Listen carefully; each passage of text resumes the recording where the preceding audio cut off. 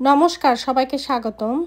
আজকে আমি বানিয়েছিলাম মুরগি গিলা, কলিজা, ম্যাটে এই সমস্ত কিছু দিয়ে একটা তরকারি। তো এখানে রয়েছে মুরগির মাংসের ম্যাটে, কলিজা, গিলা। এখানে আমি বেগুন নিয়েছি, যেগুলো আমি ছোট ছোট সাইজের খণ্ড করেছি। নিয়েছি পেঁয়াজ। তো সব কিছুই রেডি, এখন রান্নায় চলে যাব। চুলায় কড়াই বসিয়ে সামান্য একটু তেল দিয়ে বেগুনগুলো দিয়ে দিব সামান্য একটু লবণ ও হলুদের গুঁড়া। বেগুনগুলোকে ভেজে নামিয়ে রেখে দিব।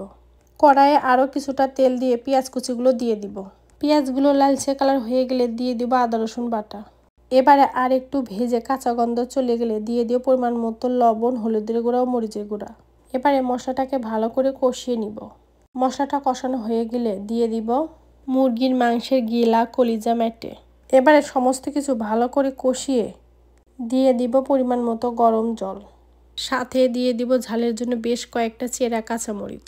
তরকারির ঝোলটা কিছুটা ফুটে এলে দিয়ে দিব ভেজে রাখা সেই বেগুনগুলো। এরপর ঢাকনা দিয়ে ঢেকে রেখে দিয়েছিলাম বেশ খানিকটা সময়ের জন্য। এতে করে সমস্ত কিছু সুন্দরভাবে সিদ্ধ হয়ে যাবে। এরপর ভাজা জিরার গুঁড়া ও গরম মশলা গুঁড়া দিয়ে নামিয়ে নিব। দেখতে কতটা লোভনীয় লাগছে।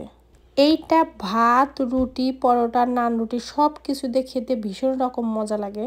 এভাবে একবার হলেও বাসায় বানিয়ে খেয়ে দেখবেন।